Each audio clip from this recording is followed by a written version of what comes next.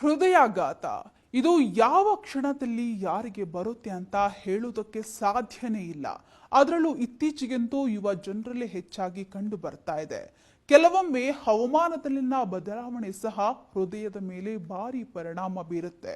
ಅದರಲ್ಲೂ ಚಳಿಗಾಲದಲ್ಲಿ ಆರೋಗ್ಯದ ಮೇಲೆ ಎಷ್ಟು ನಿಗಾ ಇಟ್ಟರೂ ಕೂಡ ಕಡಿಮೆನೆ. ಹೌದು, ಚಳಿಗಾಲದಲ್ಲಿ ದೇಹದಲ್ಲಿ ರಕ್ತ ಸಂಚಾರದ ಮೇಲೆ ಭಾರಿ ಪರಿಣಾಮ ಬೀರುತ್ತೆ. ಅದರಿಂದ ಅಧಿಕ ರಕ್ತದೊತ್ತಡ, ಮೆದುಮೇಹ, ಅಧಿಕ ಕೊಲೆಸ್ಟ್ರಾಲ್ ಇರುವವರಿಗೆ ಹೆಚ್ಚು ಪರಿಣಾಮವನ್ನ ಬೀರುತ್ತೆ.